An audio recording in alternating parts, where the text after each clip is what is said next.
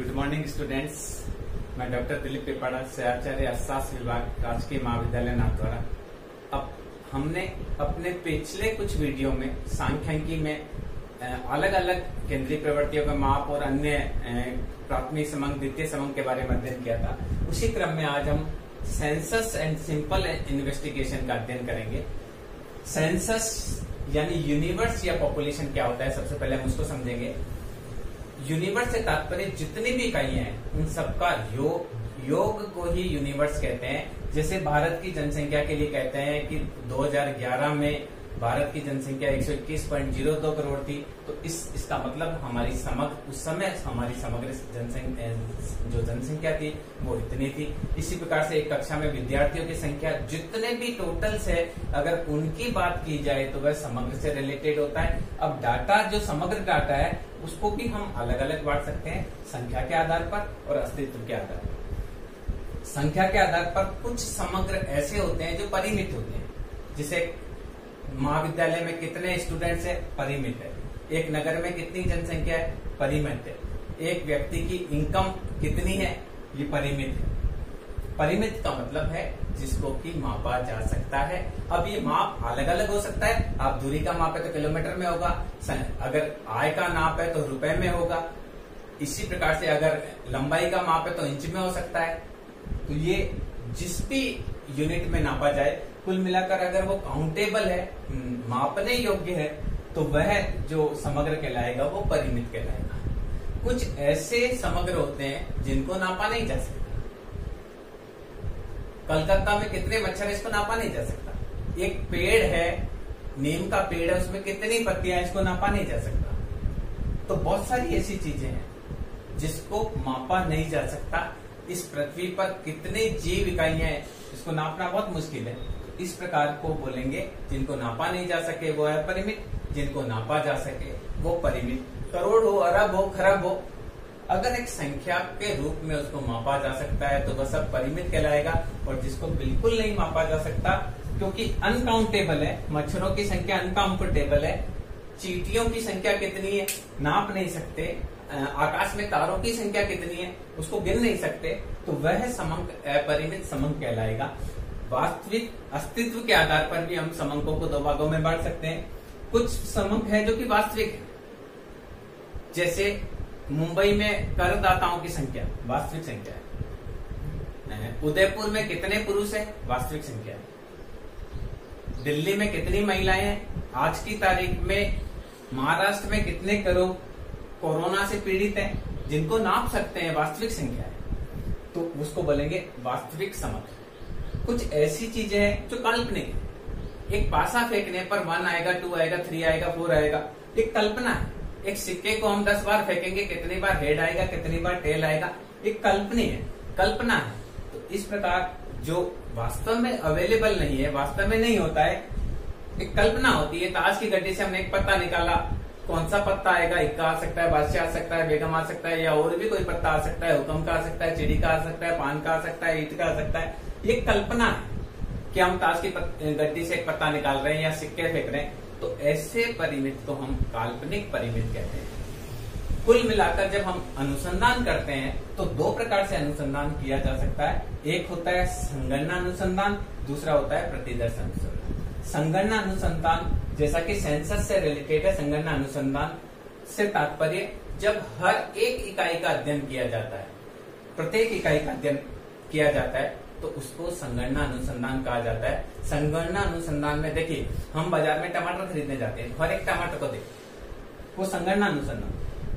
बहुत सारे ऐसे रिसर्च होते हैं जिसमें हर एक इकाई का अध्ययन किया जाता है, तो उस प्रकार के अनुसंधान को हम संगणना अनुसंधान कहते हैं। जैसे भारत में जनसंख्या कितनी है, तो हर एक परिवार का अध्ययन किया जाता है। हर एक परिवार में कितने सदस्य है, कितने मेल है, कितने फीमेल है, कितने किस आयु के, कौन कितना पढ़ा लिखा है, सारी सूचनाओं का कलेक्शन हर एक यूनिट को शामिल करते हुए किया जाता है। तो इस प्रकार के अनुसंधान को हम बोलते हैं सेंसस मेथड, संगणना अनुसंधान। अब इसके क्या लाभ है?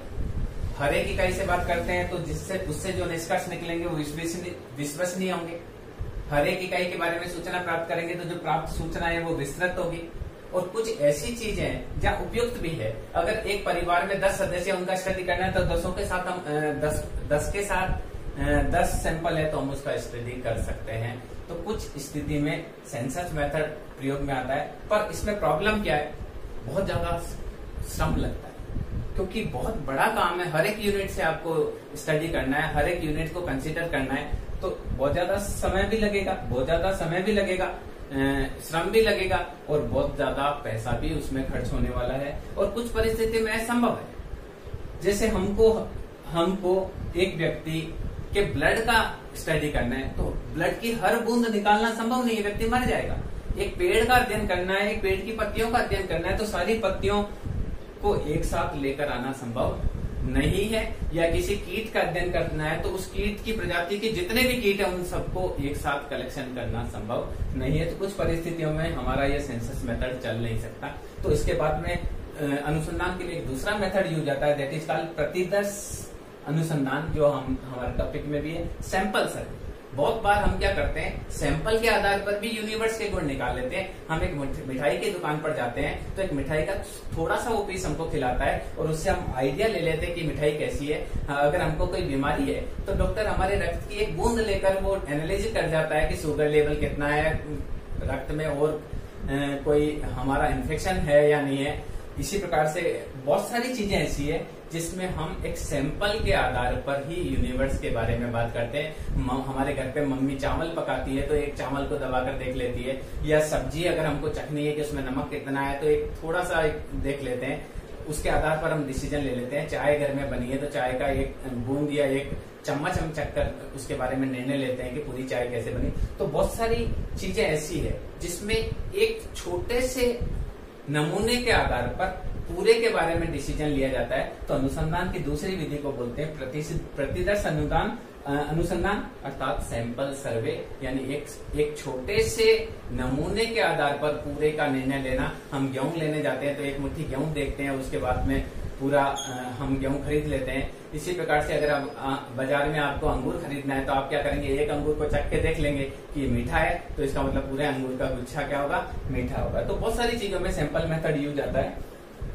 इससे क्या फायदे हैं, एक तो विस्तृत जांच हो जाती है क्योंकि सैंपल लेना है आपको। अगर भारत में हर जगह से आपको एक एक सैंपल लेना है तो पॉसिबल है। जैसे हमारे यहाँ जब चुनाव से पूर्व राजशुमारी होती है, चुनाव से पूर्व एग्जिट पोल निकाले जाते हैं तो वो एक सैंपल विस्तृत जांच कर लेते हैं। सैंपल के आधार पर वो डिसीजन लेते हैं कि अमुक पार्टी कितने उम्मीदवार जिताएगी, किस पार्टी की कितनी सीटें आने वाली है, कितना प्रतिशत वोट आने वाला है और इस चुनाव में कौन कौन से मुद्दे हावी रहे, तो सब सैंपल के आधार पर होता है। तो इसमें एक तो क्या पैसा कम लगता है, दूसरा अच्छे एक्सपर्ट सैंपल इकट्ठे करते हैं, इस कारण वो विश्वसनीय होता है। कुछ चीजों में उपयुक्त भी यही है। अगर आपको मिठाई की टेस्ट करनी है तो सारी मिठाई को आप टेस्ट नहीं कर सकते, कई जगह उपयुक्त यही है। ब्लड का सैंपल ब्लड का टेस्ट कराना है तो उपयुक्त यही है कि आप यही विधि प्रयोग में लें, और ये वैज्ञानिक भी है क्योंकि इससे कारण और परिणाम में संबंध निकाला जा सकता है। उपयुक्तता देखिए, बहुत बड़ा विशाल क्षेत्र है जहां हर एक इकाई का स्टडी किया जाना संभव नहीं है, तो वहां पर आपको सैंपल ही उपयुक्त होगा। और कई बार समग्र अनंत जो आपका टोटल सैंपल है वो अनंत है। जैसे हम कह रहे हैं कलकत्ता में मच्छरों की संख्या अनंत है, आप हर एक का स्टडी कर ही नहीं सकते। पेड़ों की पत्तियों में वो भी अनंत है, हर एक पेड़ की हर पत्ती को आप कलेक्ट नहीं कर सकते। तो ऐसी चीजों में केवल सैंपल ही चलेगा। कई बार अगर हम उसमें समग्र करना चाहते हैं तो समग्र का हर एक का स्टडी करना चाहेंगे तो समग्र का विनाश होने की संभावना है। विनाश का मतलब अगर हम मिठाई की हर एक पीस को चखना चाहेंगे तो मिठाई हमारी समाप्त हो जाएगी। इसी प्रकार से रक्त की हर एक बूंद को टेस्ट करना चाहेंगे तो व्यक्ति का सारा रक्त निकल जाएगा, वो मर जाएगा। तो कई बार ऐसा होता है, पर इसमें एक प्रतिदर्श जो सैंपल विधि है उसमें एक रूपता अगर इकाइयों की है तो सैंपल किया जाना, सैंपल के माध्यम से जो निष्कर्ष है वो सही ढंग से निकल सकते हैं। पर अगर यूनिवर्स में एक रूपता नहीं है, उसमें बहुत ज्यादा डिफरेंस है, तो फिर हमको समग्र मेथड काम में लेना पड़ेगा। सामान्य रूप से हम ये कह सकते हैं कि समग्र जो है, या हम कह सकते हैं सेंसस मेथड वह मेथड है जिसमें हर एक यूनिट का स्टडी किया जाता है, और जबकि सैंपल जो है उसमें वह मेथड है जिसमें कुछ इकाइयों का स्टडी करके उसके आधार पर संपूर्ण के बारे में अनुमान लगाया जा सकता है। हम साक्षात्कार देने जाते हैं तो वो आपसे 5 प्रश्न पूछते हैं। 5 प्रश्न के आधार पर आपकी ओवरऑल पर्सनैलिटी के बारे में वो पता कर लेते हैं कि ये इस जॉब के लिए उपयुक्त है या नहीं है। बहुत सारी चीजें ऐसी है जिसमें हम सैंपल ही यूज करते हैं। तो बहुत बहुत धन्यवाद आपका। Thank you.